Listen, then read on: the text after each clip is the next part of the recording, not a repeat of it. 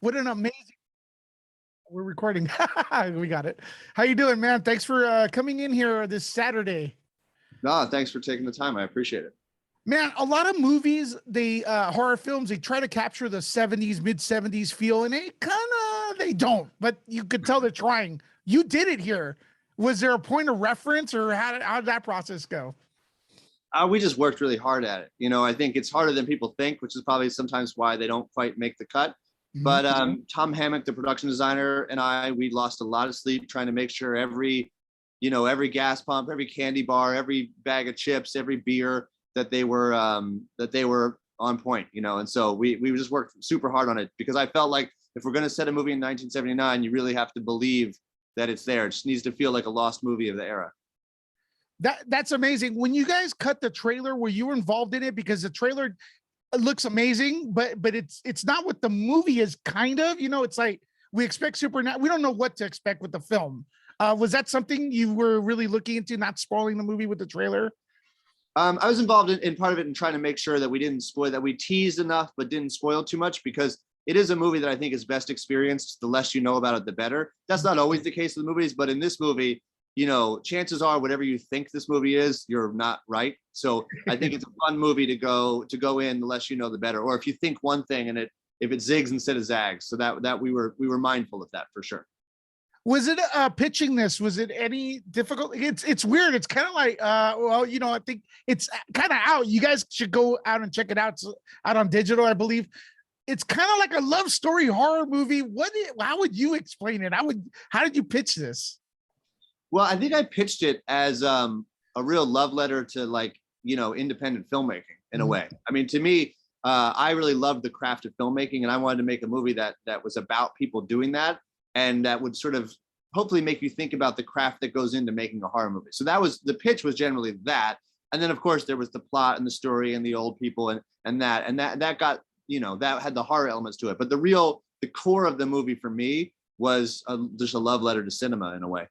Correct. Yeah, and a lot of us, we watched the film and was like, this is cinema, like Martin Scorsese would say, right? We all left the theater saying that. Now, how much practical effects versus CG was there? Was there any? Could you talk about that? It's like 99. The only CG is some cleanup here and there. I mean, every death, the alligator, all that stuff, all that's practical. So every bit of blood, the only CG is like, maybe the guy who was throwing the blood in his hand came in the frame for a second and we had to paint that out. But there's none of the effects they're all practical. That's awesome. So you got to play with a lot of toys. Did any of those toys end up at your house, or you're in a cabin that looks kind of like part of the set? But did you take any of that stuff home with you? What did I take home? I've got RJ's little clapboard. I see that. I don't think I took too much. Little trinkets. In the other movies I've taken bigger. We filmed in New Zealand. So I have RJ's camera, the CP16, but it was hard to bring much stuff back that was too big. So the alligator is still in New Zealand, and I think some of the weapons are still there.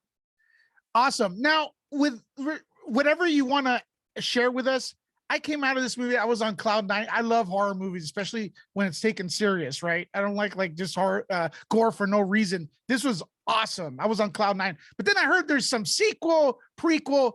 Could you talk anything about that, man? You have everything planned out. What is this? Is it the Star Wars or horror movies? What's going on here?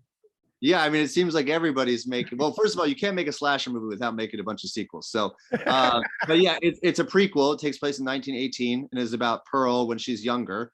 It's already done, so we're trying to keep it secret. We kept the movie existent a secret for so long, so it won't be too long before people find out when it's coming out and more about what it is. But yeah, it's about young Pearl. It's a very different movie than X, but I think, and you don't need to see X to get Pearl, and you don't need Pearl to get X, but they do enrich each other. And I think if you like one, you'll likely enjoy the other, despite them being tonally a very different thing. Oh, don't miss X though. If it's fantastic. What kind of, I've seen your IMDb is huge. You've done a lot of stuff that I love, man. VHS, some of the Exorcist TV show, which I really liked. I think it's underrated. What kind of reaction are you getting for this film that's different from the other in the horror films you've gotten? It's fairly similar, but it's a little bit bigger. And I mean, the reception of people enjoying the movie and the critical reviews of the movie I will be hard pressed to top it. I mean, we're 180 plus positive reviews on Rotten Tomatoes. That's like 96% for a porn horror movie.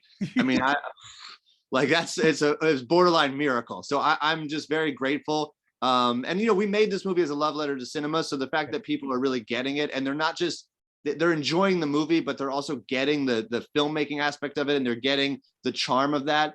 That really was what I was trying to do. So to see it connect like that is really what you hope for. And so I don't think I've ever had it connect as specifically positively as this has. So it's a good film. Please remember us for the prequel, sequel, whatever it is, whatever you make, we're going to be supporting. Thank you very much for your time. Very cool. Thank you. Thanks for taking the time. Bye-bye, man.